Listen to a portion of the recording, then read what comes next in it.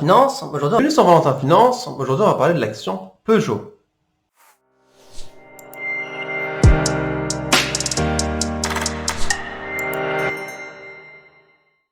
Alors, si je me souviens bien, c'est la deuxième vidéo du secteur automobile que je fais dans cette petite session de 30 vidéos. Peugeot, c'est une action que je surveillais, mais qui, moi, ne m'attire pas pour plusieurs raisons. Et de toute façon, on va, comme d'habitude, voir étape par étape l'action Peugeot. Alors, Peugeot, c'est le secteur de l'automobile, donc particulièrement le secteur industriel et secteur automobile. C'est une entreprise qui est assez vieille, donc c'est pas une entreprise récente, etc. Moi, c'est une entreprise que j'aime bien, une entreprise qui ont du vécu, qui ont des antécédents, etc.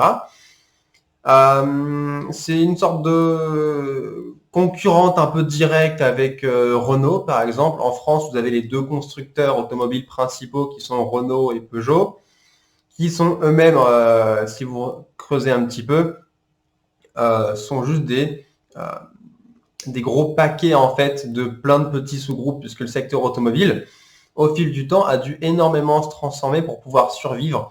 Il y a beaucoup de marques qui ont dû être rachetées, qui ont disparu, etc.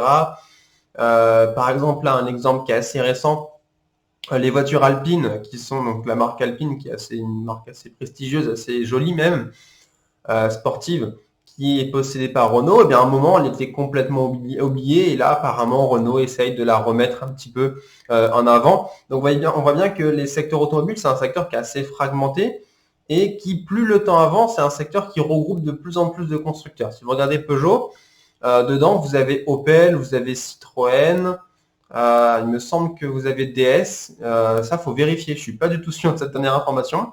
En tout cas, faut savoir que voilà, les constructeurs automobiles de nos jours, ce sont des alliances en fait qui se font, plusieurs groupes qui se possèdent, tout simplement par rapport à la survie des groupes automobiles. Alors, les avantages qu'on peut avoir sur Peugeot, bien, tout d'abord, c'est le deuxième constructeur européen.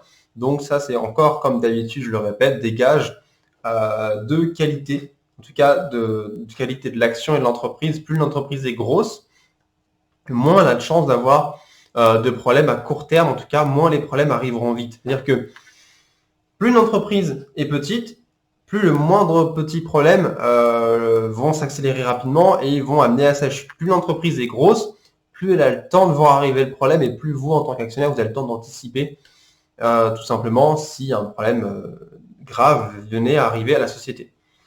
Alors, quelque chose qu'on aime bien chez Peugeot, c'est sa politique entre guillemets de dividendes. Elle est assez distributive et raisonnée, mais je mets un gros mais dessus, puisqu'on verra en inconvénient, et je vais même l'aborder de suite parce que moi c'est un gros inconvénient que je trouve. Malgré que Peugeot décide de verser des dividendes, eh bien il n'en verse pas très très souvent, voire même pendant de longues années consécutives. Peugeot ne verse pas de dividendes.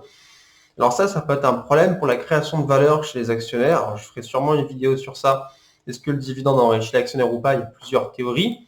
Mais globalement, si on regarde un raisonnement simpliste, si vous avez une action qui ne monte pas sur le long terme en termes de prix, qui ne fait que fluctuer à la hausse et à la baisse, qui stagne, mais en même temps vous n'avez pas de versement de dividendes, eh bien la création de richesse, pour vous, elle est très compliquée à faire, voire elle se refera limite sur du trading plutôt que de l'investissement. Alors, un autre point qui est positif, même si j'en abordais un petit point négatif, c'est que l'argent des actionnaires est tout de même bien valorisé chez Peugeot. On voit bien que ça permet de générer des richesses. Ça, c'est quelque chose qui est important. Ensuite, les marges d'exploitation de Peugeot, si on les compare à d'autres constructeurs, eh bien, elles sont correctes. Voilà, il y a de bonnes marges d'exploitation. Il y a toujours des constructeurs qui ont de meilleures marges. Ça, c'est toujours un truc à vérifier. Comparé en intrasecteur, hein, toujours, ne comparez pas le secteur automobile avec un secteur bancaire, par exemple, ça n'a aucun sens. Autre point positif, ce sont ces dernières années chez Peugeot, le chiffre d'affaires a tendance à être haussier. Ça, je pense que ça peut s'expliquer par rapport au choix de la direction qui ont été de faire des voitures un peu plus haut de gamme et prestigieuses. Si on regarde bien, avant on avait l'image de Renault et Peugeot qui étaient les petites voitures entre guillemets pour la classe moyenne, voire un petit peu moins. Et ces dernières années, il y a eu une sorte de séparation. Renault était resté sur du volume avec de la voiture pas chère, low cost pour la classe moyenne, voire plus bas. Et Peugeot est monté en standing. Et maintenant, quand on vous dit une voiture Peugeot, vous pensez plus à une belle voiture. Alors, c'est pas encore de la voiture haut de gamme, mais le standing Peugeot fait plus rêver que du standing Renault à l'heure actuelle. Ce qui explique aussi l'augmentation un petit peu des marges, du chiffre d'affaires récent de Peugeot. Quelque chose qui est aussi intéressant chez Peugeot, c'est son bon cash flow. Ça, c'est toujours intéressant d'avoir une entreprise qui a du cash flow.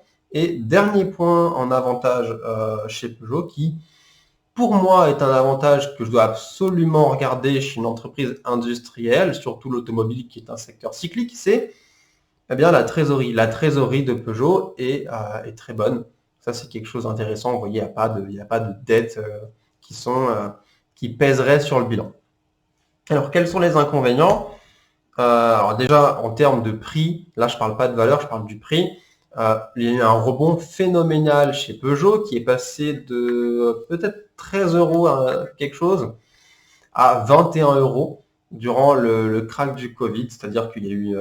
tout le monde s'est mis à paniquer, a vendu les actions Peugeot.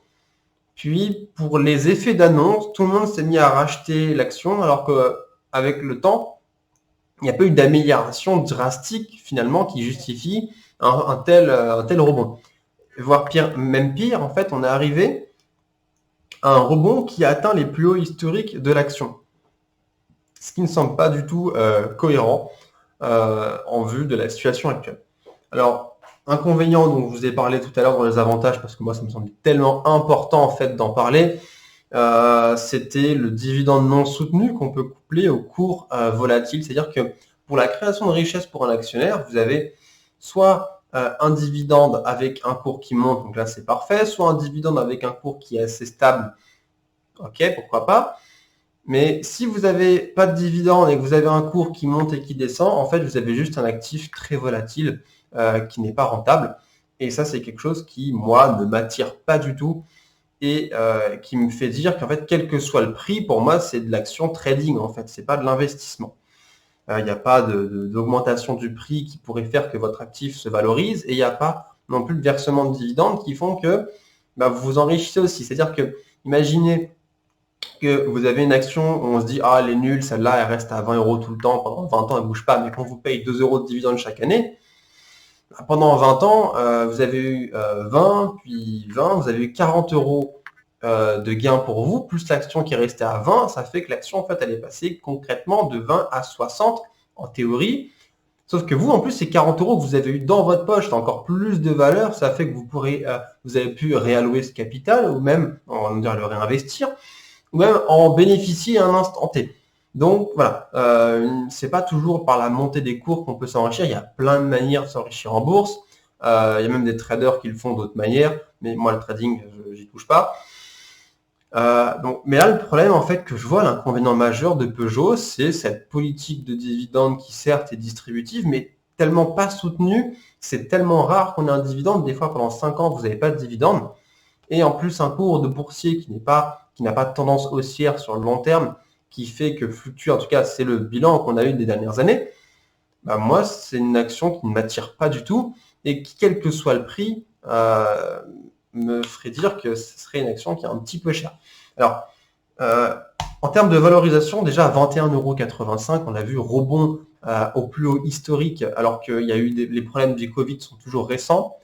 Tout le monde est à l'arrêt, il y a plus beaucoup de ventes qui se passent. C'est pas possible qu'il y ait eu un rebond aussi fort dans le secteur. En tout cas, ça se voit pas pour l'instant dans le bilan. Donc, ce phénomène du rebond aussi fort, plus vous arrivez à un secteur au plus haut, plus le prix que vous comparez actuellement au bilan financier, plus le phénomène que je vous expliquais de difficulté d'enrichissement à part pour les traders, font que l'action Peugeot est totalement surcotée à 21,85 € à l'heure actuelle où je vous parle. Donc voilà, si vous êtes nouveau sur cette chaîne, n'hésitez pas à vous abonner et surtout, portez-vous bien.